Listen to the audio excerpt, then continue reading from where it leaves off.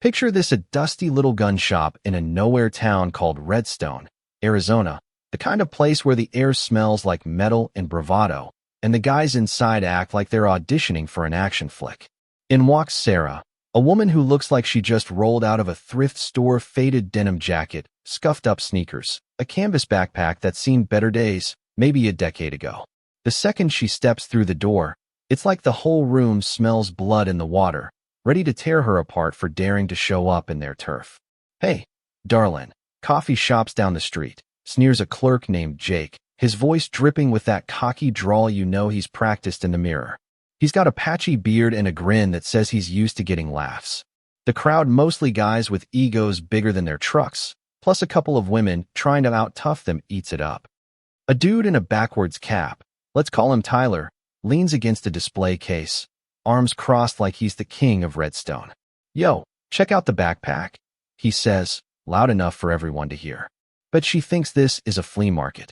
The room cackles, heads turning to size her up, their eyes slicing through her like she's a walking punchline. A woman with a high ponytail and a fake Glock in her hand, Tara, let's say, waves it like it's a fashion accessory, smirking. "Wrong place, sweetheart, this ain't your yoga class." Sarah doesn't bite. She doesn't even blink. Her hazel eyes just scan the room, slow, steady, like she's mapping every exit, every face, every weak spot. Her sneakers scuff softly on the polished floor as she moves toward the rifle case, her steps deliberate, like she's walking a path nobody else can see. The crowd's still chuckling, but it's starting to feel forced, like they're waiting for her to crack under the weight of their stares. A big guy in a leather vest, all tattoos and attitude, we'll call him Mitch, steps in front of her, his voice booming over the gunfire from the range out back. "Hey, lady, you're blocking the view for the real customers. What's in that bag? Knitting needles?" The crowd roars, some clapping like it's a damn comedy show. Sarah pauses, her hand resting on her backpack strap, and looks up at him. Her face is blank, but her eyes, man, they hold his for a second too long, and you can almost see him shrink. She steps around him, silent, her jacket brushing his arm, and his laugh stumbles, like he's not sure what just happened. The shop's buzzing, a hive of noise and egos, with Jake trailing her, his sneakers squeaking like he's trying to keep up with her shadow. "What? You think you're gonna buy a .50 cal?" he says, tapping the glass counter with his pen, his voice all sarcasm. "Those cost more than your whole getup." Tyler, still leaning on the case, chimes in, "Bet she's here for a TikTok. Gotta get those likes, right?" Tara laughs, tossing her head back like she's in on some exclusive joke. Sarah doesn't turn. She's standing in front of the rifle case now, her fingers grazing the strap of her backpack, the rifles inside gleaming under the harsh lights. She's not gawking, not posing, she's just there, her posture loose but solid, like she's been in rooms like this 1,000 times. The laughter starts to thin, not because they respect her, but because her calm is starting to feel off, like she's not playing their game. Then Sarah speaks, her voice soft but clear, cutting through the noise like a knife. "Show me the KXR Phantom, the prototype model." The room freezes, like someone yanked the plug on their little circus. Jake's smirk drops like a brick. Tyler chokes on his energy drink, coughing into his fist. Tara lowers her fake Glock, her eyebrows shooting up like she's been slapped. An older guy in the corner, his face weathered like old leather, let's call him Roy, steps back, his voice low and gravelly. "That model. I saw one in the field, back in '09, Kuwait. Never forget it. The KXR Phantom isn't just any rifle, it's a ghost, a weapon so classified it's barely a whisper in military circles, never sold to civilians, known only to elite Shadow Fawn operatives." Jake stammers, his pen frozen mid-tap. "How do you even know about that?" Sarah doesn't answer. She taps the glass, her fingers light but deliberate, like she's knocking on a door she knows will open. The manager, a stocky guy named Carl with a buzz cut and a permanent scowl, steps out from the back. He shoots Jake a look that could melt steel, then unlocks a hidden vault behind the counter. The crowd's holding its breath as he pulls out a rifle, matte black, sleek, with a scope that looks like it could see through time. Nobody's ever seen it on display. Hell, nobody's even heard of it outside Black Ops rumors. A kid with a buzzed head and a vape pen, let's call him Ethan, pushes through the crowd, his voice loud and brash. "No way she even knows what that is," he says, pointing at Sarah's sneakers, the soles practically peeling off. Look at those kicks. Bet she can't afford the ammo. His buddies howl, slapping his back like he's just dropped the mic. Sarah tilts her head, just enough to catch his eye, and her lips curve into the faintest smile, not warm, not cold, just there. Ethan's laugh catches in his throat, his vape pen hovering midair as her gaze pins him like a bug. The room feels smaller, tighter, like she's taking up space they didn't know she had. Jake, trying to claw back some control, crosses his arms. Okay, fine. You know a fancy name. But can you even hold that thing? It's over 20 pounds. Tyler, now holding a rifle of his own, tosses it toward her like it's a toy. Careful, might break your wrist. Sarah catches it one-handed, smooth as silk, the rifle steady like it weighs nothing. The room goes quiet, the kind of quiet where you can hear your own heartbeat. She sets it on the counter, her movements precise, almost gentle.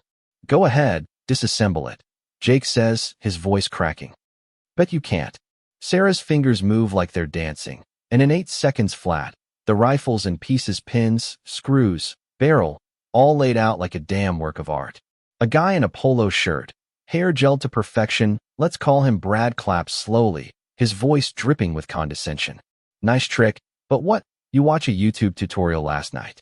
The crowd laughs, relieved to have someone break the tension. Sarah doesn't look at him. She slides a screw back into place, her fingers moving with surgical precision, and pauses to adjust it with a flick of her wrist. Brad's clapping slows, his smile slipping as she reassembles the rifle, without even glancing his way. The crowd's murmurs fade, replaced by an uneasy hum, like they're starting to wonder what else she's got up her sleeve.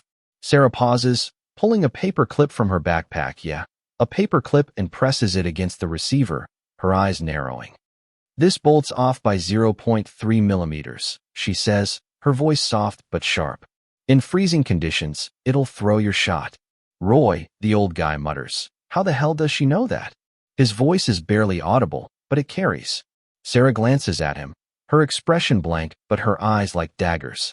Because I used it to hit a moving target from Widow's Peak in a level 8 sandstorm. The words land like a bomb, heavy and final. Nobody laughs. Nobody moves. Carl, the manager, senses a chance to take back control. He gestures to the outdoor range. All right, hotshot. There's a coin out there, 200 yards. Nobody's ever hit it. Let's see you try. The crowd parts as Sarah picks up the rifle and walks outside, her sneakers crunching on the gravel. The range is a long strip of dirt, the air thick with gunpowder and dust. A single coin dangles from a string, glinting in the desert sun. Tyler shouts, if she hits it, I'll lick the floor clean. The crowd laughs, but it's thin, nervous, like they're starting to doubt themselves. Sarah steps to the firing line, the rifle resting easy in her hands. No hesitation, no practice swing. She aims for 2 seconds and fires. The shot cracks like thunder, and the coin splits clean in half, the pieces spinning as they hit the dirt. The crowd silent, like the world just stopped. Jake's mouth hangs open, his clipboard forgotten. Tara drops her fake Glock, her hands shaking. Roy grips his own rifle, his knuckles white. Sarah doesn't gloat. She just sets the rifle down, every angle perfect, like she was never there. A girl in a pink hoodie, phone out to record, let's call her Kaylee, pushes forward, her voice high and mocking. Okay, lucky shot. Do it again. Sarah doesn't look at her. She pulls a worn cloth from her backpack, wipes her hands slowly, deliberately. The cloth's got a faint stain, dark, like old blood. Kaylee's phone dips, her bravado crumbling. The gunsmith, an old guy named Hank with oil-stained hands, steps forward, his eyes locked on Sarah's. I saw a rifle tuned like that once, he says, voice low. Shadow Fong Outpost, 07. Same grip, same scar. He nods at a faint mark on her hand, shaped like a crescent. Roy's voice cuts through, shaky. She's Fong number 9. Before anyone can process that, the door swings open. A man in a black suit, sunglasses hiding his eyes, steps in, his presence like a storm cloud. He walks straight to Sarah, leans in, and whispers, Code 392. Mission starts at dusk. Then he does something that makes the room freeze, a subtle salute, hand to chest, a gesture only a few recognize. Hank's face goes pale. Roy steps back. Sarah turns to the crowd, her voice calm, almost too soft. I came here for a break, not a fight. But if I have to, I still shoot straight at 500 yards. She walks out, the man in the suit trailing her like a shadow. The crowd's frozen, staring at the door like it might explain what just happened. Outside, Sarah slides into a black SUV, her backpack on her lap, and they disappear into the desert dusk. Back in the shop, the fallout hits like a slow burn. Jake gets a call from the owner that night, fired, no discussion, for mouthing off to a classified operative. Tyler posts a video of the whole thing, thinking it'll make him a star. By morning, it's viral, but the comments rip him apart, his gear sponsor drops him, and his follower count tanks. Tara tries to spin the story at her next brunch, but her friends go quiet. Her invites dry up. Nobody wants to be tied to someone who mocked a legend. Hank, the gunsmith, spends the next week checking every KXR in stock, finding the 0.3mm flaw Sarah called out. He doesn't say a word, just fixes them. Her crescent scar burned into his memory. A rumor starts among the regulars, whispered over beers, an old forum post about a Shadow Fong sniper, codenamed Crescent, who took out a target in a storm from 500 yards. Nobody can prove it, but it fits the scar, the grip, the way she moved. Sarah doesn't come back, doesn't post, doesn't care. She's out there, blending into the next town, the next mission, her jacket and sneakers carrying stories nobody will ever hear. Her truth isn't in words, it's in the way she walks, the way she holds a rifle, the way she makes a room go still. For anyone who's ever been laughed at, sized up, or written off, Sarah's story isn't just hers, it's ours. You felt that sting, carried that weight, and kept going, quiet but unbreakable. So what do you think?